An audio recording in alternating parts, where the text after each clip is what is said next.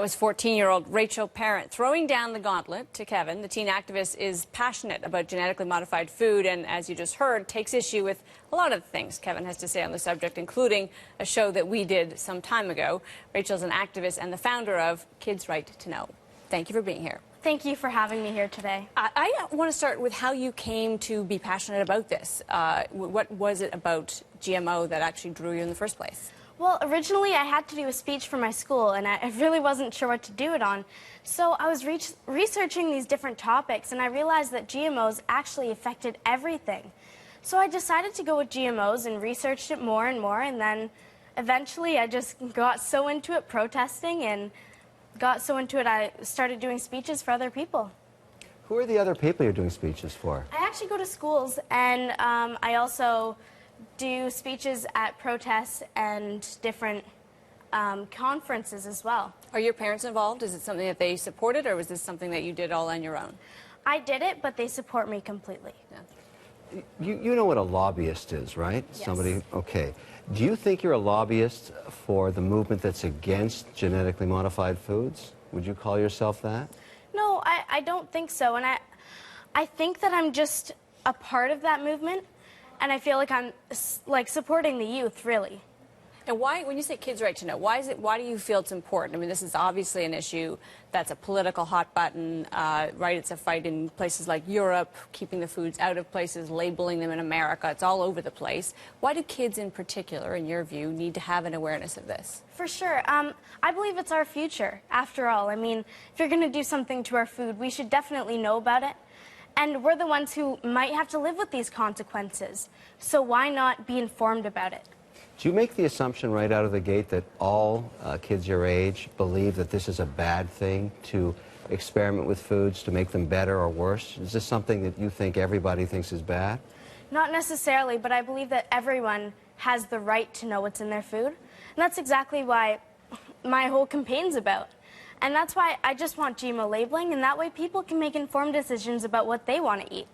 Do you worry at all about being used? Kevin sort of alluded to this. There are huge lobby groups on either side of this. The companies that make the GMO foods and grains and the rest of it definitely have powerful lobby efforts, but so do the environmentalists and others. Do you worry about being used at all in this fight? No, because my own cause is different, I believe, because we're just the youth, and we're a complete part of it, but we're separate in a way because we're fighting not only for our food, but for our future and for our nature and our ecosystem. So I believe that we're completely different in a way, but we add to the group. Okay, let's drill into the issue.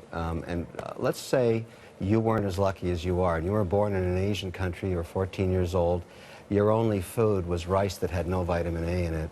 You're going blind and then you died. 550,000 people your age die that way every year. And a company like Monsanto could come along and offer you a genetically modified rice that includes vitamin A that could save your eyesight and your life. How do you feel about that, Rachel? Actually, funny you mention this. Golden rice was scrapped because it didn't work. And in order for the average 11-year-old boy to get enough vitamin A from rice, he'd have to eat 27 bowls of rice per day. And another thing is, the reason there's blindness isn't because there's a lack of vitamin A in the rice. It's because their diets are simply rice. Well, that's the problem. You're saying even if he has to eat 30 bowls of rice, there's no vitamin A in what he's eating now. It's not scrapped. It's still being tested. And the bottom line is there'll be other ways to modify food to save people like that. Should we not be trying these things to help those that are dying, or are you against that too? Should we be messing with Mother Nature? Well, what do you say to a child your age that's going to die? What do you say? I mean, in all reality, because golden rice didn't work, how can we fight for that? And so you don't want to see any attempts to stop food from being destroyed by insects. I mean, what I'm trying to focus you on is there no merits to this at all from your point of view?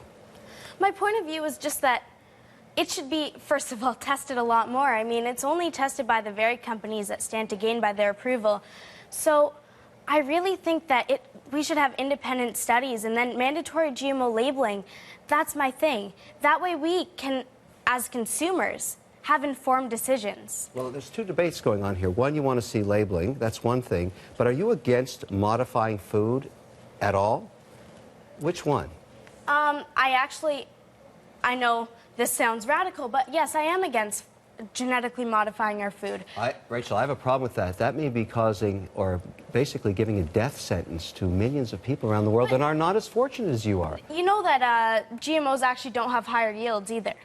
Look, the point is to stop experimentation in a science like this that has so much promise could be a huge mistake and effectively be a death sentence for those that need higher yields if they can get them, plants that are not susceptible to insects, and indeed have more vitamins that they need to stay alive with. And I'm completely, you know what, actually, I'm totally fine, and that's completely somebody's decision, whether they want to eat GMOs or not.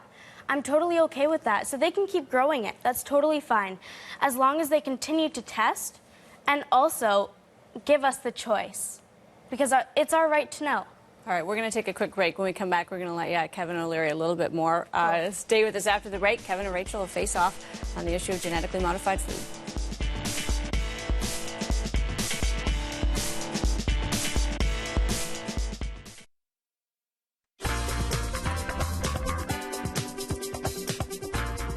About 90% of all corn, cotton, and soy planted in the U.S. has been genetically modified. The use of these types of seeds around the world is widespread and growing. Proponents say they help farmers plant more with less and ultimately help increase yield to feed the world. Critics say people need more information about food that's been altered for health and safety reasons. Rachel Parent is a teen activist and founder of Kids Right to Know. Great to have you here. Thank you. I want to talk about sort of this fine distinction, and Kevin was raising this before, but is it an all or nothing question? Because we, throughout history, whether it's, the breeding of animals or, introducing things like hothouse tomatoes, we do change the way things are grown, and we even change their makeup, their color, the content of them. We just do it more slowly outside of a lab. Is there some room to improve things scientifically if we safety test them, if we actually go through the same kind of FDA studies you have to do with a drug? Well, I think a lot of people also confuse hybridization with GMOs. Yep. And just to clarify, GMOs, it's a genetically modified organism, and it's where they take the DNA from a species such as it can be like bacteria, virus, animal, or even from a plant, and they insert it into the DNA of another species to introduce a new trait. For instance, a common trait is pesticide producing. So they'll make the crops pesticide producing, but they haven't adequately tested, and Monsanto's longest study is 90 days.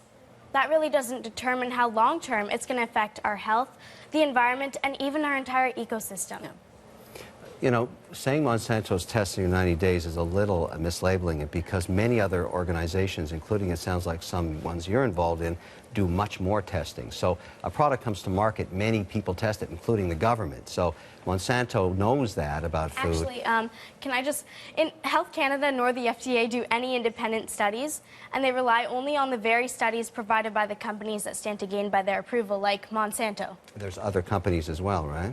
Yes, but they all do their own independent. Are there organizations on the other side of this debate that do? Is there any? What would the testing look like? In other words, what kind of testing would be reliable to say this is okay for the environment or the ecosystem? Definitely, we need a long-term study to determine if it's safe for not only our ecosystem but our health as well. Yeah. But Rachel, we're in a long-term study. You're eating genetically modified food, whether you like it or not. We're the lab rats. Exactly. And we have been for decades. And I think what I'm trying to get at about your point of view, and look, everybody has the right to have one, but to say that there's no merit to having science try and make yields better or foods better or help people's problems on a dietary basis sounds a little extreme. And I'm wondering, as time passes, because I have a case study in my own home. I had a daughter your age who, at the same time, she was vehemently opposed to this. She decided to make a documentary film, and she went through the process of researching it. I'm going to show you a clip of it, and she was just like you. She doesn't feel that way today anymore. Actually, Kevin, I have seen this video, and I don't necessarily agree with all the points that are made. And I do have some information that I can share with you after She went about at it from both sides. She didn't make a claim at the beginning that she had a point of view. She said, I'm going to examine both sides. And I wish for you the same thing, because to stay on a point that... actually, I have examined both sides, but I choose to follow this side. And you would prefer to see no more work in GMOs. Not necessarily this, but I do believe if they're going to work, not only that they have to test it, but at least give us the right to know what's in our food. Okay, different issue around labeling. I think everybody gets that, and I think the trend in society now is more transparency, and you're going to get labeling. Fine, okay. But I'm trying to explore whether you have any flexibility in your thinking about the merits of science and food. It doesn't sound like you do, and I find that not good, actually. Actually, you know what? If they want to experiment, okay, but that brings me back to the labeling. At least give us the choice. The truth is, though, as we know, virtually every product in the grocery store would then be labeled GMO. One danger that you'd face is we would just become immune to that label. We would accept that it's everywhere. As Kevin says, we've been exposed to it for decades, and we'd shrug and say, well, it may be killing the monarch butterflies, but, you know, I've been eating it for 10 years, so I'm not going to stop now. Are you worried about that aspect of this? Not necessarily, because at least then they have the choice if they want to eat it. But the people like me will find the odd... Well, we don't really. I mean, I don't have a choice to avoid GMO corn if I live in America, right? Because it is all genetically modified. It's pretty much all... So if I'm going to eat corn or any corn-based products or any corn flour or anything that's derived from it, I'm eating this stuff. So that's a pretty tough choice to make. I mean, there are the odd ones that aren't, and that's why we do want labeling. That way we do know which ones are. You know, you're very articulate. That's a positive. What I'm concerned about and what I'm exploring with you is whether you've become a shill for a group that wants to use you because you're young, you're articulate, you're getting lots of media, and I'm happy for you on that. But I'm trying to figure out whether you really deep down believe this, that you should stop all scientific approach to looking at food, even if it has long-term benefits down the road for people that really are not as lucky as we are in North America, that don't have access to all the protein we do. That can't be your position. I don't believe it. It's not necessarily that, and this brings me again back to the labeling, because I mean, at least test it properly, adequately. That way we know as the consumer if it's safe, and you know what? Okay, whoever wants to eat it or whoever wants to experiment with it, go ahead. But okay, Rachel, I give you the labeling. Let's say we mandate everything's labeled. Got that. Would you allow companies like Monsanto and many others to try and modify foods to the benefit of all human beings everywhere? Are you anti-science? I guess Yes or no? Question. I'm not anti-science, but I'm for responsible science and ethical progress. Science that's proven safe by not the very same companies that stand to gain by their approval. And I'd like to say we have no evidence, and we may want to withdraw the accusation that you're a shill. What you are is clearly a passionate 14-year-old, and we need more of those in the world. I've always thought that as people age, because you can have a vehement position at one time in your life, but when you start to see the evidence on the other side of it over time, you may change your minds. And from my point of view about you, I hope that happens. Is that likely to happen, Rachel? No. All right. We got to leave it there, but we do appreciate you being here with us. Thank you. Rachel Parent.